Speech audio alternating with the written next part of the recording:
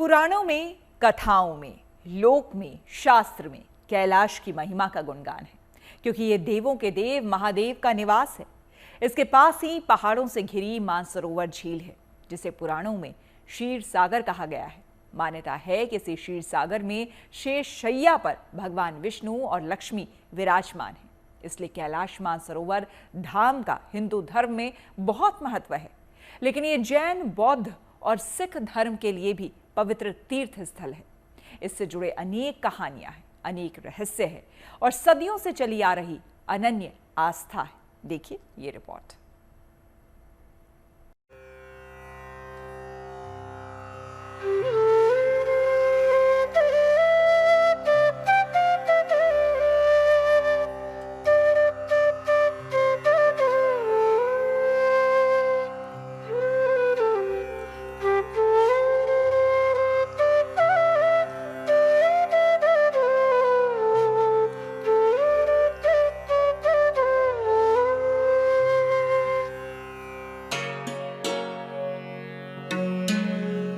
अमल धवल पर्वत के इसी शिखर पर शिव का वास है। महादेव तो अद्भुत, कल्पना से भी परे, सोचे भी नहीं था ऐसे होंगे। यही पावन पुण्य कैलाश है। जिस रूप को हम देखते थे वो ही उनमें दिखाई देता था। बर्फ से ढके पर्वतों के बीच दूर से ही दिखते हैं महादेव।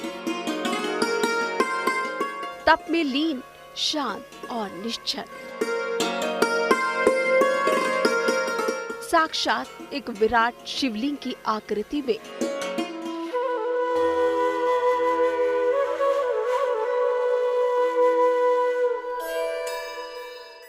सनातन परंपरा में कैलाश मानसरोवर को मोक्ष का प्रवेश द्वार माना जाता है। जो भी यहाँ आया है उसके पास महादेव के दर्शन से जुड़े अद्भुत, अविश्वसनीय, अकल्पनीय अनुभव है। और जब 5 साल बाद एक बार फिर शिव भक्त कैलाश मानसरोवर की यात्रा पर हैं और अपने आराध्य के दर्शन के लिए व्याकुल है, GNT आपको कैलाश के दर्शन करा रहा है। उस दिव्य भव्य शिखर की पहली झलक दिखा रहा है, जो शिव और पार्वती का निवास है।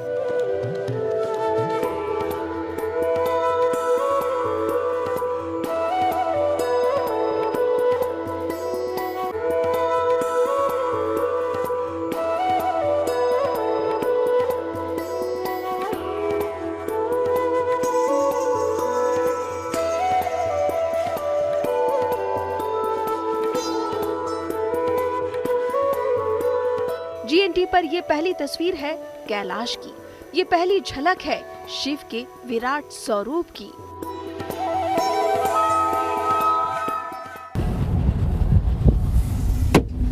पहली झलक ना, पहली जो तस्वीर देखते हैं आप, वो पहला ही होता है। पहला दर्शन जो होता है महादेव का, वो पहला ही होता है। महादेव का निवास स्थान, और उसको आप चारों दिशा से कहीं से भी देखें, चारों दिशा से आपको अलग दिखेगा। पुराणों में भी जो वर्णन है इसका, एक तरफ से स्फटिक, एक तरफ से माणिक, एक तरफ से नीलम, इस तरह की बात कही जाती है।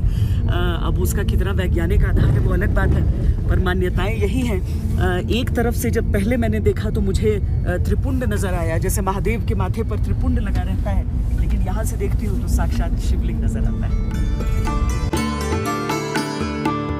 कैलाश पर्वतमाला की सबसे ऊंची चोटियों में से एक कैलाश पर्वत है, जो ट्रांस हिमालय का हिस्सा है। बर्फ से लदे पहाड़ों के बीच शिव का ये धाम मनमोहक है। मान्यता है कि जहाँ शंकर विराजे हैं, उसके ऊपर स्वर्ग और नीचे मृत्युलोक है। स्वाभाविक है कि सनातन परंपरा में इस जगह को दर्शन का हृदय कहा जाता है, जिसके पश्चिम में मानसरोवर और दक्षिण में राक्षसताल झील है। दूर मेरे पीछे देखिए कैलाश पर्वत और मेरे ठीक पीछे मानसरोवर। रामायण में उल्लेख मिलता है कि प्रभु श्री राम को महर्षि विश्वामित्र ने बताया कि उत्तर से एक ऐसा सरोवर है जो ब्रह्मा के मानस से, यानी भगवान ब्रह्मा के मन से बना है। उसे कहते हैं मानसरोवर, और वहीं से निकलती है वो नदी सरयू जो पहुंचती है अयोध्या। केवल सरयू नदी ही नहीं, बल्कि सरयू नदी के साथ साथ सतलुज, सिंधु, ब्रह्मपुत्र, ये सभी नदियां यहीं से निकलती हैं।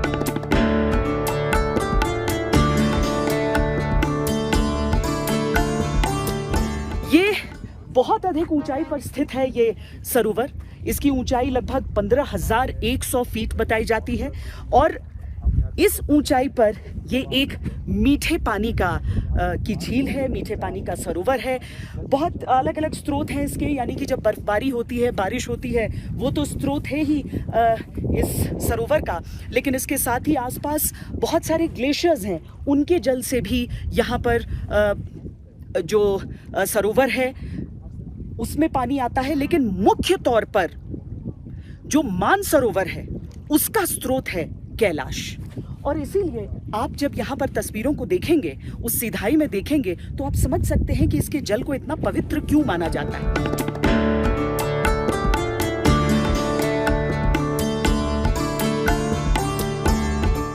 धार्मिक तौर पर जो कैलाश मानसरोवर यात्रा है, यानी कि जिसमें कैलाश की परिक्रमा की जाती है, कैलाश पर्वत की परिक्रमा, जो कि भगवान शिव और माँ पार्वती का वास है जहाँ पर, और उसके साथ ही यहाँ तक भी चलकर आया जाता है, मानसरोवर तक भी चलकर आया जाता है, यहाँ के पवित्र जल को ले जाया जाता है। जैसे गंगा जल की मान्यता है कि उसे आप कितने भी दिनों तक रखें, वर्षों तक रखें, वो कभी खराब नहीं होता, वही मान्यता मानसरोवर से भी जुड़ी हुई है। हाँ, कुछ पाबंदियाँ ऐसी हुई हैं कि अब यहाँ पर मानसरोवर में स्नान की जो अनुमति है वो नहीं, तो अगर श्रद्धालुओं को स्नान करना होता है तो वो यहाँ से पानी लेकर और उसके बाद जाकर स्नान कर सकते हैं। कैलाश मानसरोवर चीन के तिब्बत स्वायत्त क्षेत्र में मौजूद है। पिछले कुछ वर्षों से जब से चीन से तनातनी थी, कैलाश मानसरोवर की यात्रा बंद थी, लेकिन इस साल रिश्ते दुरुस्त हुए। चीन से बातचीत हुई और शिव भक्तों को मंजूरी मिल गई। हर हर महादेव।